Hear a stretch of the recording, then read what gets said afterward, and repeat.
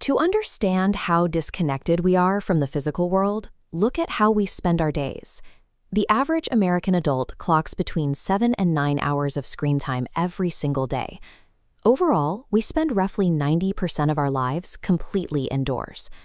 In 2005, researchers started using a specific phrase to describe the biological fallout of this isolation: nature deficit disorder.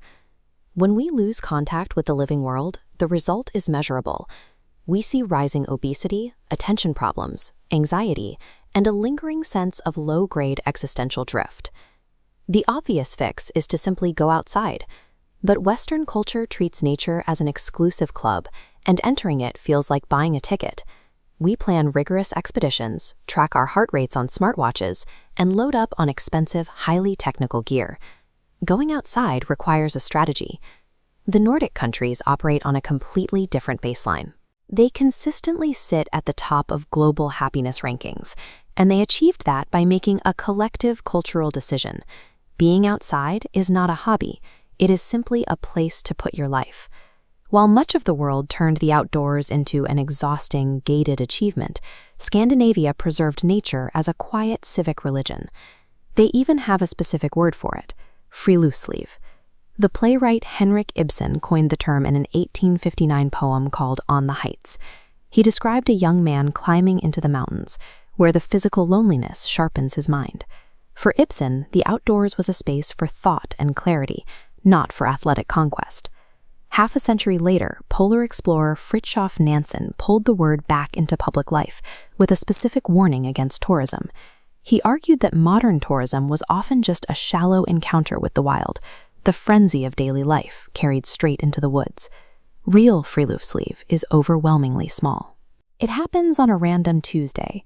It is a coworker eating a packed lunch in light snow, or a family walking to a flat rock to brew coffee on a small gas burner. This chart tracks weekly outdoor participation in Norway over 50 years.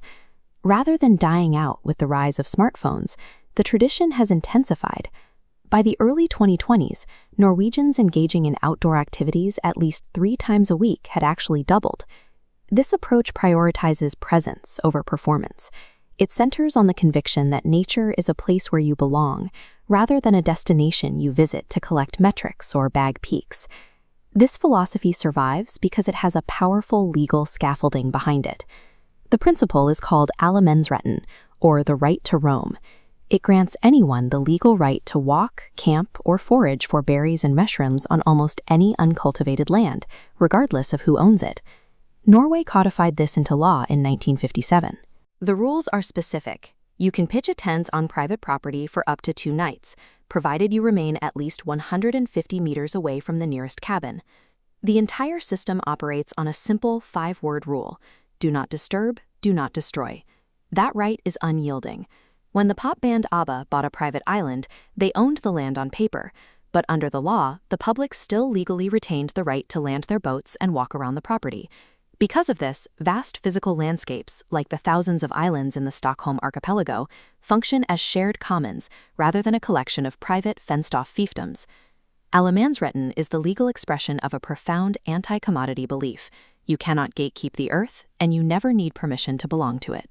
To practice this life, Norwegians rely heavily on the hytte, a type of traditional Spartan cabin. For a population of just over 5 million people, there are nearly 500,000 of these cabins. That breaks down to roughly 1 cabin for every 12 people in the country. The defining feature of a classic hytte is what it lacks. There is often no running water, no electricity at all, and definitely no Wi-Fi. You have to chop your own wood and fetch your own water. That friction and discomfort is exactly what the occupants came for. The inconvenience is the medicine. This embrace of the elements begins in early childhood. In open-air kindergartens called Friluftsbarnehager, children spend around 80% of their day outdoors, year-round. Toddlers literally nap outside in their prams in the snow. The entire system is held together by a single foundational Scandinavian proverb: Det finnes ikke dårlig vær, bare dårlige klær. There is no bad weather, only bad clothing. It functions as a cheerful shrug against discomfort. Wear wool, layer up, and go outside anyway. By stripping away modern conveniences and leaning into the cold, Friluftsliv forces individuals to recalibrate their baseline for comfort. It builds genuine physical and mental resilience in a heavily insulated world. For most of history, the case for this lifestyle was spiritual. Today, the hard science proves it works. In Japan, Dr. Cheng Li led extensive research into Shinrin-yoku, or forest bathing, testing exactly what happens to the human body in the woods. This graph displays the activity of natural killer cells, a crucial part of the human immune system. Dr. Li found that a 3-day trip into nature boosts the activity of these cells by roughly 50%, and that elevated immune protection persists for up to 30 days. At the same time, data from the University of Michigan shows that just 20 to 30 minutes of nature exposure efficiently and measurably drops cortisol, the body's primary stress hormone. As your immune function spikes, your stress crashes. Psychologists also point to attention restoration theory. The modern brain depletes its focus by constantly forcing directed attention, ignoring notifications, and staring at spreadsheets. Nature engages soft fascination, the gentle pull of rustling leaves or moving water, which actively repairs that exhausted mental muscle. The cultural practice of Friluftsliv aligns with these biological requirements. Engaging with the open air serves as a practical tool for maintaining the internal systems that the modern attention economy tends to deplete.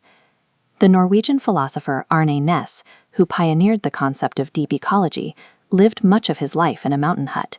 He summarized his entire worldview in 6 words: simple in means, rich in ends. Næss argued that consumer culture constantly tricks us. It conditions us to confuse true richness with the accumulation of stuff, convincing us that we need to constantly upgrade our gear to enjoy the physical world. If you don't live next to a fjord, you can still apply this philosophy by starting incredibly small. Move one daily ritual outside. Take a phone call while pacing around the block, or drink your morning coffee on the front step, regardless of the weather. Leave the smartwatch and the step counter behind. Buy honest wool clothing instead of highly technical fashion. You cannot buy your way into nature. You can only show up. The anti-commodity paradox suggests that the cure for modern burnout is simpler and cheaper than we have been told. You do not need an expedition. You just need a door and the discipline to walk through it.